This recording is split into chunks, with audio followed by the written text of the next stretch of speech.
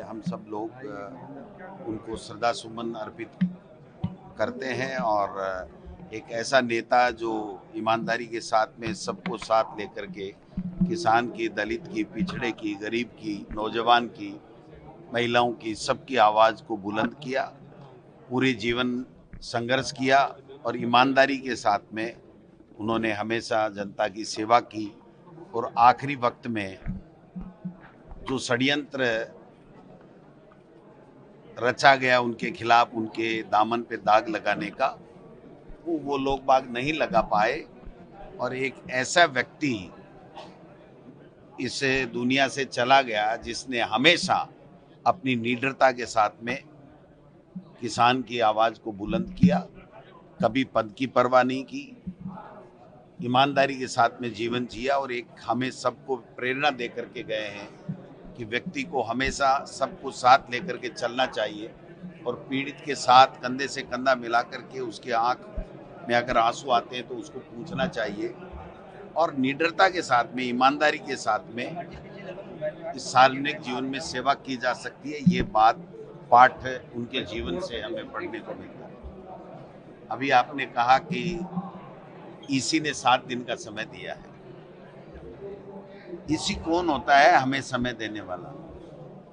EC हमारे हिंदुस्तान के, हमारे संविधान से बनी हुई बॉडी है जो निष्पक्ष ईमानदारी के साथ में चुनाव कराने का उनका जिम्मा होता है।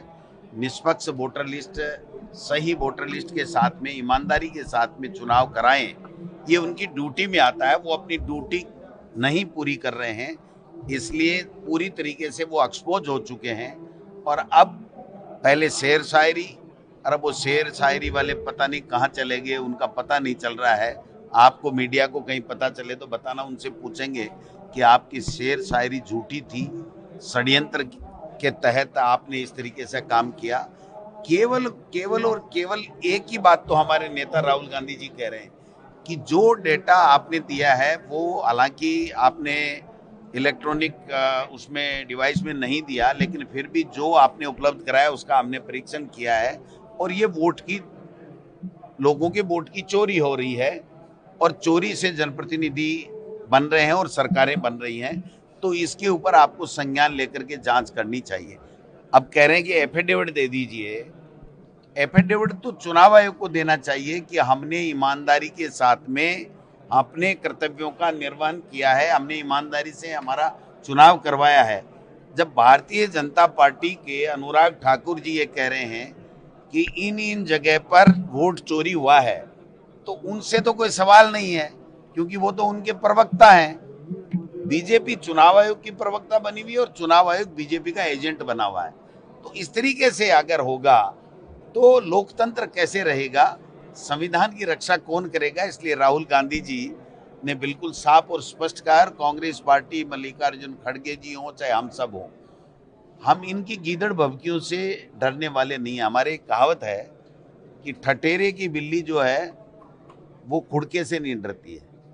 तो इस तरीके की गीदड़ भभकियों से राहुल गांधी को न डिगाया जा सकता है, न उसके पद से हटाया जा सकता है।